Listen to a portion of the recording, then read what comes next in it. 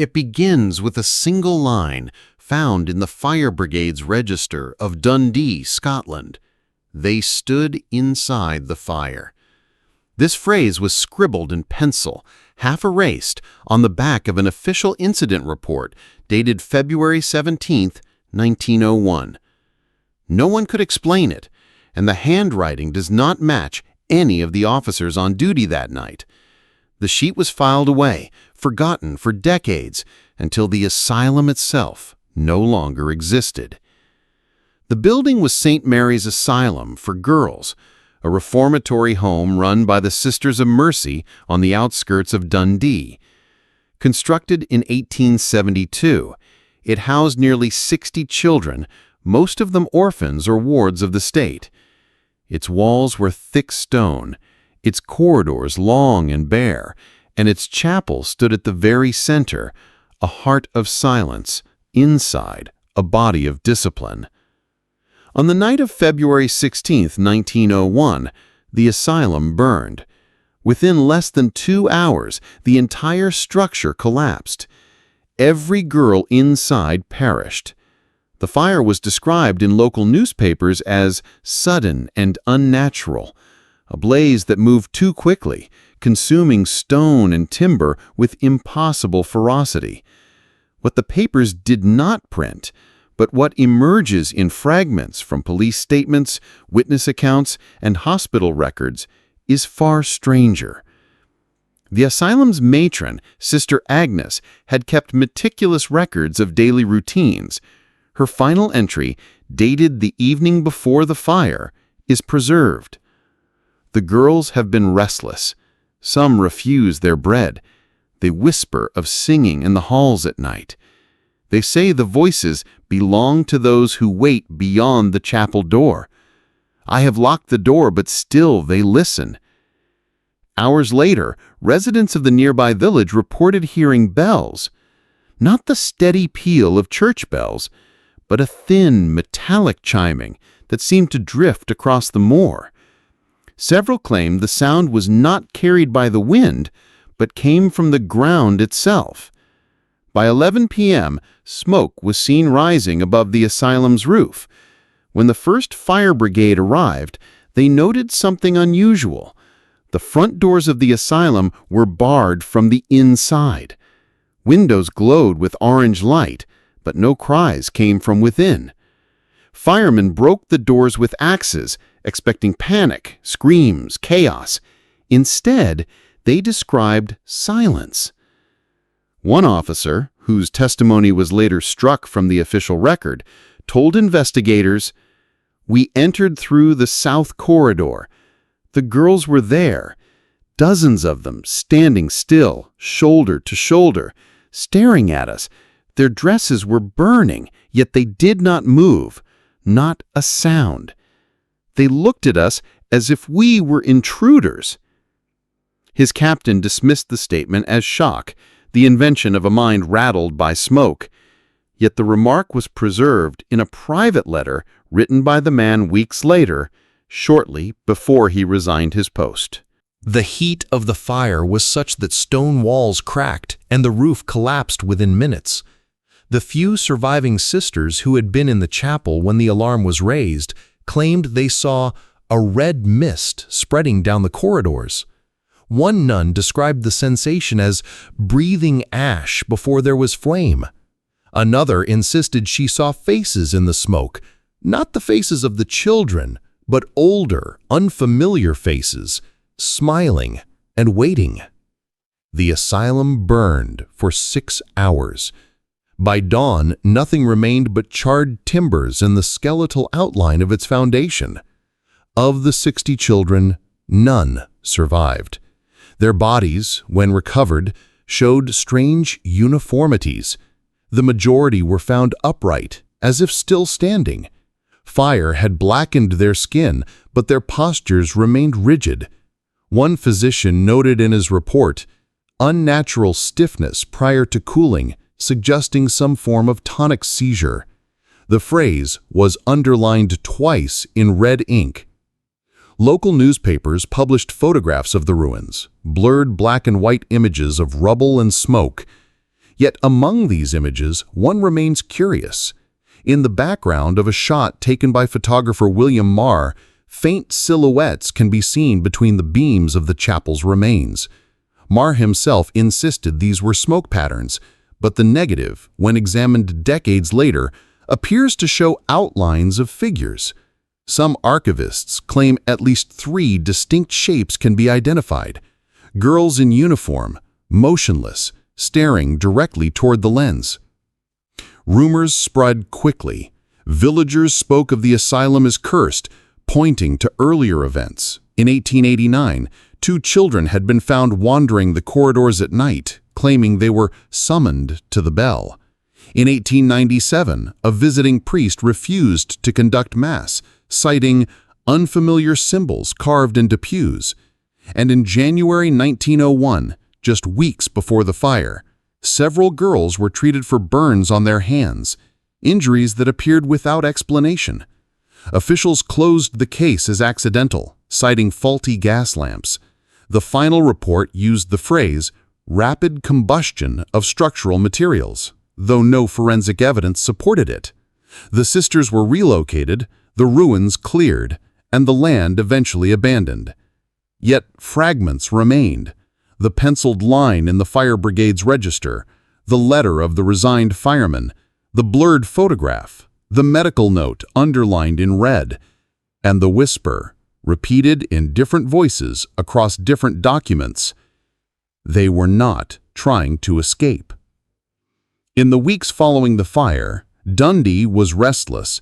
Reports circulated in local taverns and markets, each retelling more exaggerated than the last. Mothers warned their children not to stray near the ruins. Farmers swore that smoke still rose from the earth at night, though the building had long since collapsed into ash. The police attempted to silence speculation by closing the site to the public. A crude fence was erected, and constables were stationed at the approach road. Yet the stories grew louder. Some claimed to see light flickering behind the broken windows. Others said they heard the sound of singing, faint voices, high-pitched and overlapping, drifting over the moor in the early hours. On March 2nd, a group of boys from the village crept past the fence. Their account, recorded later in a parish register after one of them confessed during confession, describes the interior as unnaturally preserved. The black walls looked wet, one boy said, but when we touched them, our fingers stayed dry. They ventured into what had once been the dining hall. The floor was scorched, yet in the center stood a table, untouched, laid with plates and cups, blackened but unbroken. The boys fled when they heard footsteps approaching from the corridor. According to their testimony, the steps were slow and deliberate, echoing on stone that no longer existed. The following week, a physician named Dr. Malcolm Cairns was asked to examine several of the recovered bodies once more. His notes, later archived in Edinburgh, describe something deeply unsettling. The epidermal burns are consistent with exposure to extreme heat, yet the musculature is locked in contraction, as if the children braced themselves long before the fire reached them. Their jaws are clenched, teeth fractured. This is not consistent with the expected effects of smoke inhalation or flame trauma.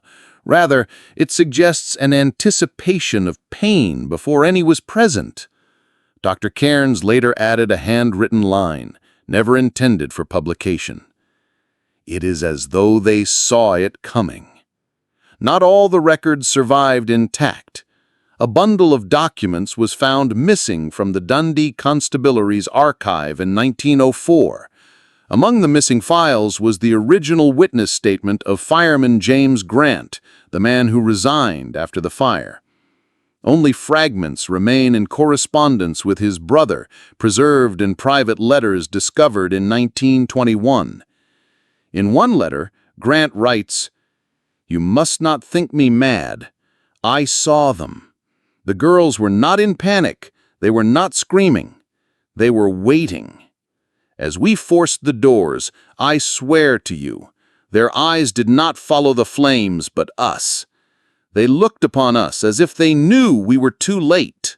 The letter ends abruptly with a blot of ink, as if Grant had stopped mid-sentence. By April of that year, public interest had waned. The landowners attempted to sell the property, but no buyer would approach. It remained abandoned, the charred skeletons of walls left to collapse in the rain. Yet in August 1901, another report surfaced. A shepherd claimed he had passed the ruins at dusk. He described seeing movement in the shattered chapel. A row of them, he told the parish constable, girls in white, standing in line, looking at the altar. I called, but they did not turn. I thought them children at play, but the closer I came, the colder I felt, until my breath smoked, though the air was warm. His account was dismissed as drunken rambling. Still, the constable noted in his ledger, "Shepherd sober, eyes clear, hand steady, fear genuine." Meanwhile, fragments of the sister's own testimonies filtered into rumor. Sister Agnes, the matron who had kept the journals, was never seen again. Some say she perished in the fire. Others insist she survived, but was taken into seclusion by the order. A nun from a neighboring parish later told investigators that Agnes had been troubled by the chapel door, a massive oak door leading to a small chamber used only for storage. According to this nun, Sister Agnes claimed that on several occasions she had found the door ajar, though the key never left her possession. Once, she said she heard voices behind it. When she opened the chamber, the voices ceased. Inside, only dust and stone. In September 1901, a new entry appeared in the Dundee Courier. Vagrant found dead at ruins of Asylum. The man's body, charred though no fire had occurred, was discovered among the stones of the chapel. His hands were described as blackened stumps, as if burned from within. Police attributed it to mishandling of a lantern. The story was published once and never mentioned again. Privately, one constable recorded, "No lantern was found, no sign of flame. His eyes were white, rolled back, like those of the children." By the end of the year, the ruins had gained a reputation strong enough to keep villagers away. Few dared to cross the moor after dark. Yet the records remain, spread across police files, parish books, and personal letters. Each points to the same troubling detail. The fire was fast, but the fear came first. By early 1902, the ruins of St. Mary's had become more than just a memory of tragedy. They were now a place of avoidance, marked on maps but circled in silence. Shepherds guided their flocks around it. Carriages took longer routes. Even children, once eager to dare each other, stopped approaching. Something in the air around the site grew heavier, as though the fire had left behind not only ash, but presence. Yet investigators returned. In January of that year, Edinburgh officials dispatched a small team of inspectors to review the property. Their task was routine: confirm whether the grounds could be cleared for possible rebuilding. The men, 3 in total, spent 2 nights on the property. Only 2 returned. The missing inspector, Mr. Henry Alcott, was last seen walking toward the ruined chapel just after sunset. His colleagues recalled that he was drawn to the place, as if hearing something. When he did not return, the others searched by lantern light. They found his notebook near the threshold of the chapel, its last entry written in a shaking hand. "The girls are still here. They do not leave. They are waiting for the bell." Alcott's body was never recovered. The loss cast a shadow over the inquiry. The remaining inspectors filed a brief and ambiguous report declaring the site unsuitable for reconstruction. Their language was cautious, avoiding detail, but one note, scribbled in the margin of a draft, survives. Persistent impression of being observed. Footsteps in gravel, though ground bare. Smell of burning hair. That note was never meant to be public. At the same time, rumors of Sister Agnes grew more insistent. A letter dated April 1902, written by a parish priest in Aberdeen, mentions that a woman matching her description had been seen attending Mass in silence, her hands wrapped in cloth. When approached, she refused to speak, only nodding once before leaving. The priest wrote, "Her eyes were hollow, like someone who had stared too long into the dark. Yet she seemed to listen for something, as if hearing a sound." No further sightings were confirmed. The Order of the Sisters of Mercy denied she had survived at all. That spring, another event rekindled fear. A group of railway workers camped near the moor during construction of a new line. On May 6th, 3 of the men reported hearing music in the distance, faint, rhythmic, like a hymn played on a broken organ. They followed the sound toward the ruins. One man, William Hardy, later testified, "We thought it must be someone in the village, but the closer we came, the more wrong it felt. The tune had no beginning or end, just a circling of notes. When we reached the chapel, I swear I saw them, shapes, white against the black stone, girls in rows, as if waiting for someone to lead them. The workers fled. Hardy was so shaken that he refused to return to the site, demanding transfer. He lived another year before his sudden death in 1903, reportedly of heart failure at age 32.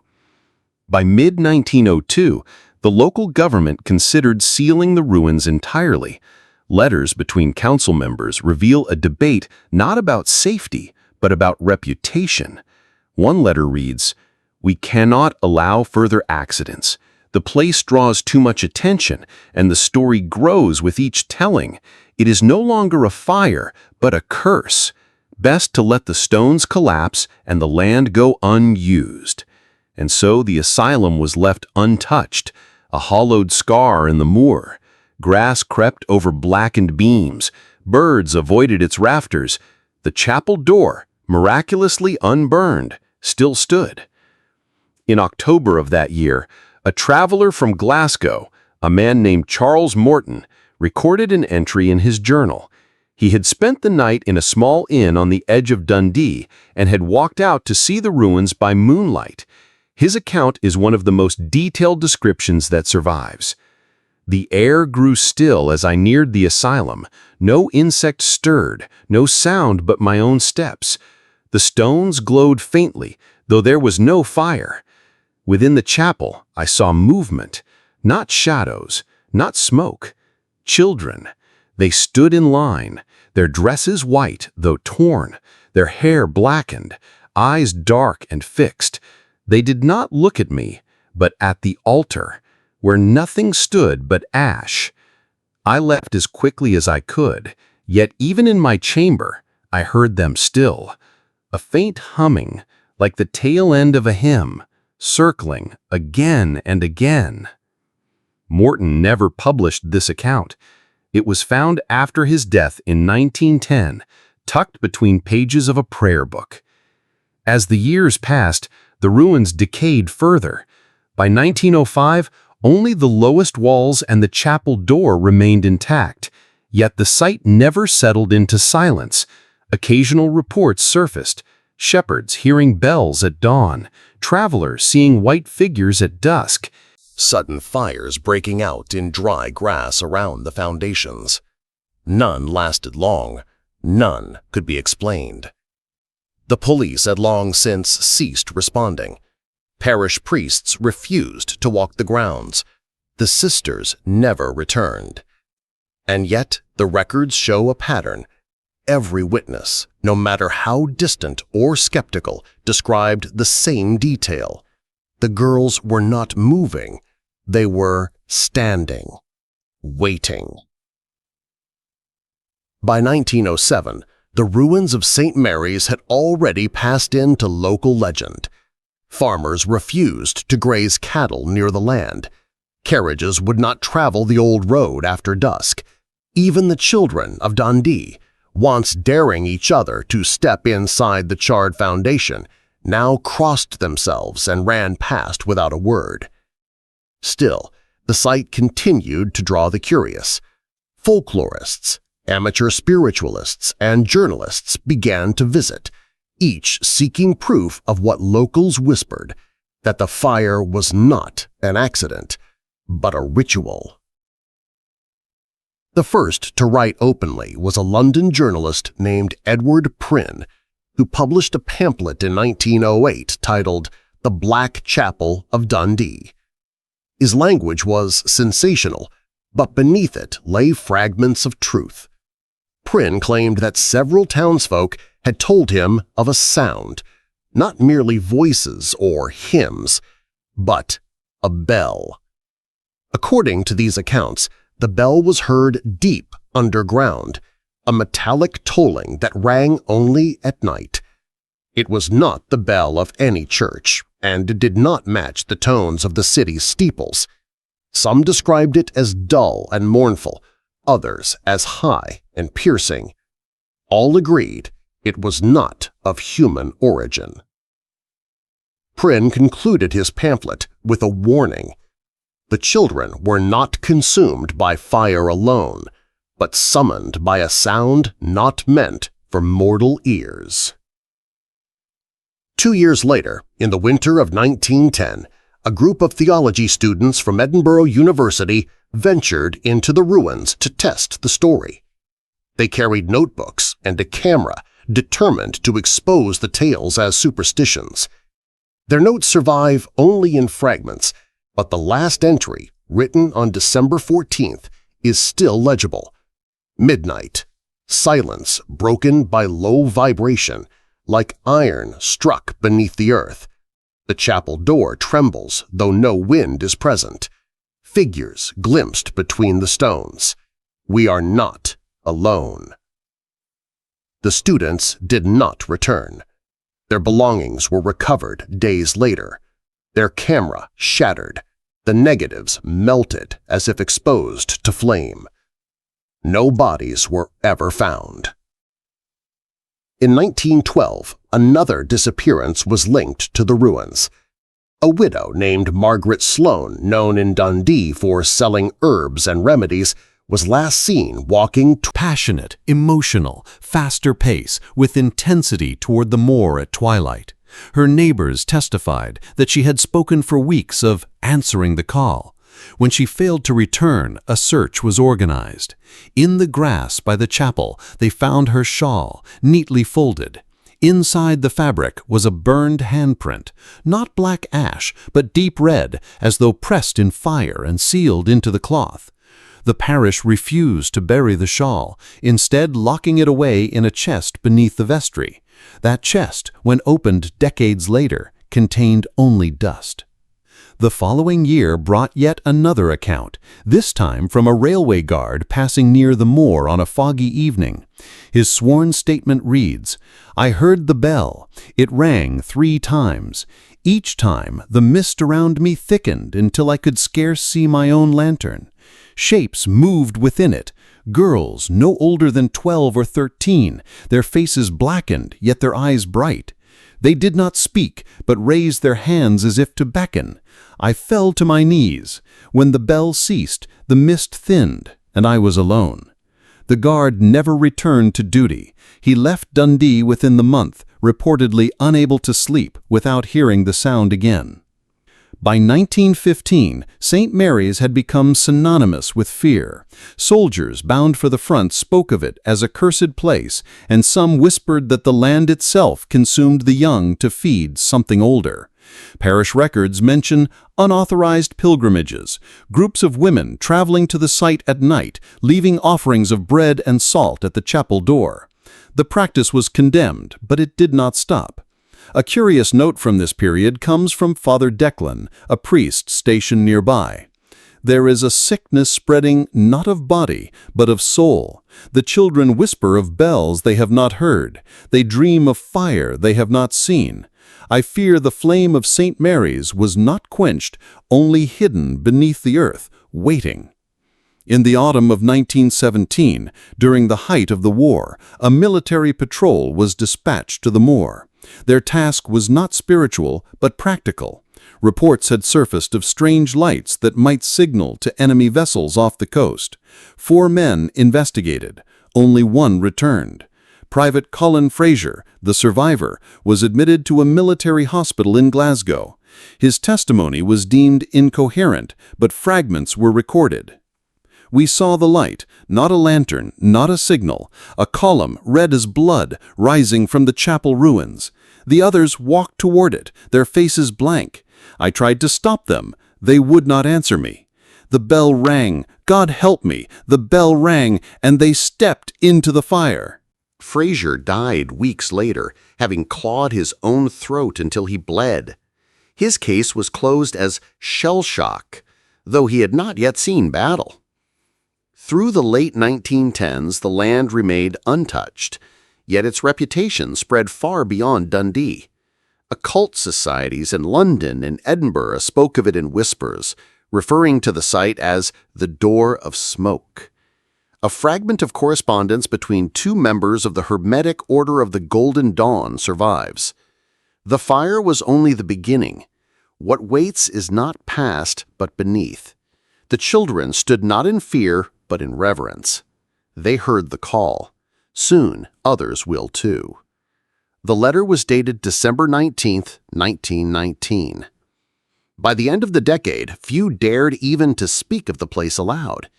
Yet the ruins remained, black stones against gray sky, the chapel door still upright, though the rest had crumbled.